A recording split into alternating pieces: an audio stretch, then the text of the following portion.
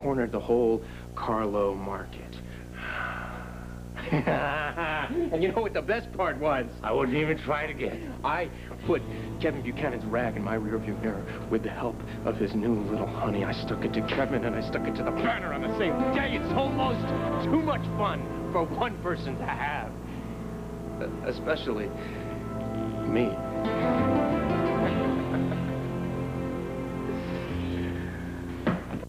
I gotta play up this whole angle here.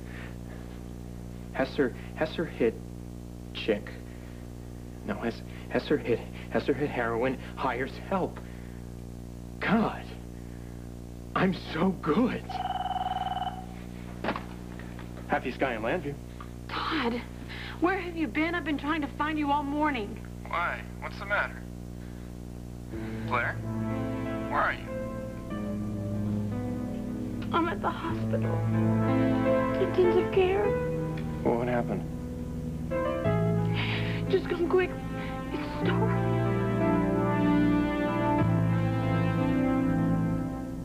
And if she's sick and there's nobody here to tell us what the hell is going on. Kid's got a screwed up immune system. How long is she supposed to fight a fever of 105?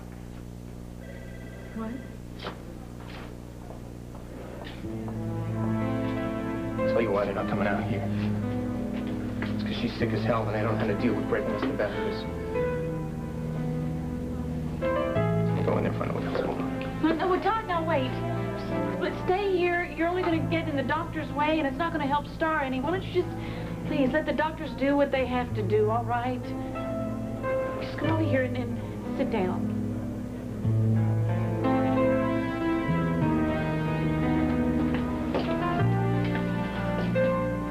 A couple hours ago, I thought everything was fine. I thought we were going to find a match, and all those people that got tested. Now. What? You just stand there like the Grim Reaper. What? I'm afraid I don't have good news.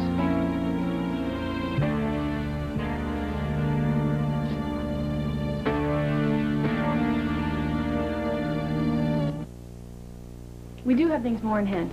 We have Star's temperature down. Well, what's the problem? It's not this particular infection, it's why she got it.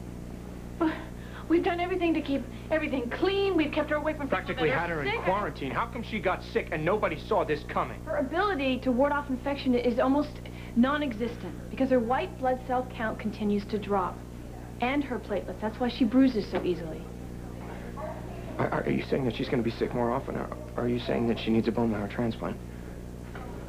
I think we're going to have to consider the bone marrow transplant earlier than we had hoped. She was fine 24 hours ago. I know, it happens very quickly. Aplastic anemia is like that. It's very unpredictable. You said the medication that you gave her was supposed to help with. 75% of all afflicted are cured without a transplant. Unfortunately, Star, she falls in the other 25%. I'm sorry.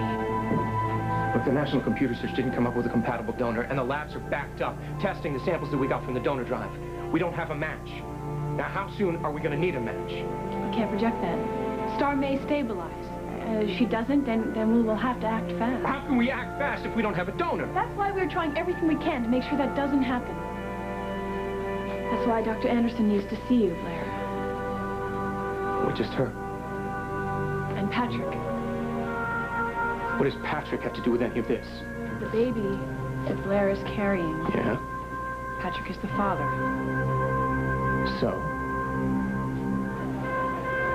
I had no idea that they were going to call you down here. Yeah, me either. What's the problem, Boyle? Look, please just stop it, both of you. Don't. Professor Thornhart, thank you for coming down so quickly. You gonna tell us what the hell's going on here? Star is responding to treatment. Her fever continues to drop. You can see her in just a little while. Right now, I need to speak with Mrs. Manning and Professor Thornhart. No, you see, I'm Mr. Manning, all right? You gotta deal with me. What does he have to do with my sick daughter? Perhaps nothing. Mr. Manning, this is an uncomfortable situation for all of you. I understand that. But if I could just speak with your wife and Professor Thornhart privately.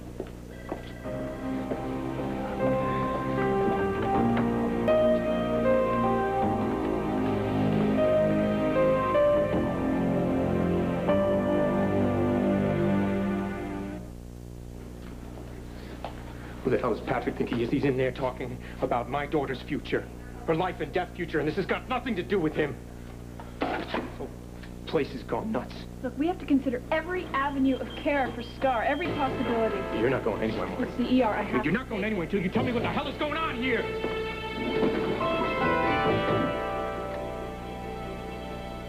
I still don't understand why I'm here instead of Todd, and by the looks of it, neither does he. I was no more comfortable than you, leaving Mr. Manning outside of this discussion. But it's an unusual situation, and for the moment, the choices are yours and Mrs. Manning's. Why? Is our baby at risk? Of aplastic anemia? No. As for Star, I believe Dr. Saybrook told you. Her bone marrow is not responding to treatment. Her immune system is weaker. Her fever is coming down, which is a relief to me. I was quite worried about sepsis when you first brought her in, but she's responded well so far. So far? Her blood counts continue to drop. Yeah, no, Marty said all that. Well, then I'm sure she also told you that we have to consider that Star may need a bone marrow transplant very soon. But how? I mean, we don't even have a donor yet. Which is why I would like to propose another option. One that certainly will involve Professor Thornhart, which is why we called you in. Well, I've been tested. I'm not a match. Your son has not been tested yet. My son? Are you saying you... We can test the fetus. I'm sorry, Doctor. Were you going to do a blood test on my son? No, not directly on your son. We would draw a small sample from the umbilical cord. How do you do that? Well, it's a fairly standard procedure. It only takes about 5 minutes.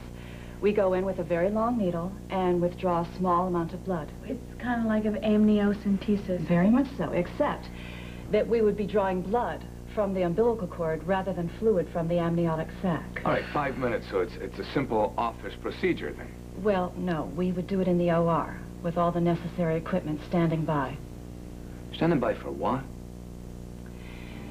In a small percentage of cases, this test will cause fetal distress, necessitating a stat C-section, but that is statistically highly unlikely.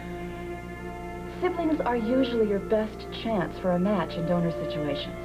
Now, although there are 2 different fathers involved, your son may be Star's best hope for a bone marrow transplant. And you were sure that this test will be conclusive? We would run all the necessary antigen DNA tests on the blood cells we remove to be positive we have a match. But there is risk. Well, that risk is small, since Mrs. Manning is so close to term. I am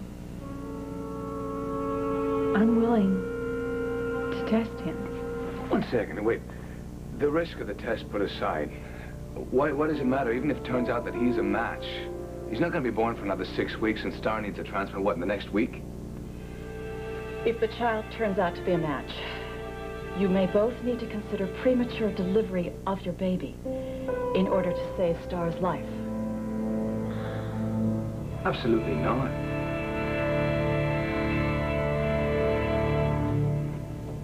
Damn out of here. Whatever happened to first do no harm, Doctor? I understand your apprehensions about this. Delivering a baby before term is, for any parent, a frightening prospect. But if I thought I was doing your son any harm, I wouldn't even raise the possibility. Star was premature. I don't even know if I could go through that again. Star was a far earlier delivery than this child would be. And I would do every test to ascertain he is viable before I even consider proceeding. Now, I do know that his lungs are mature at this point. He can breathe on his own. That's the biggest hurdle right there. In addition, he's a good size and he'll grow every day. Now I realize I've laid before you a very important and, for you, alarming option. I think you both need a few minutes to discuss it.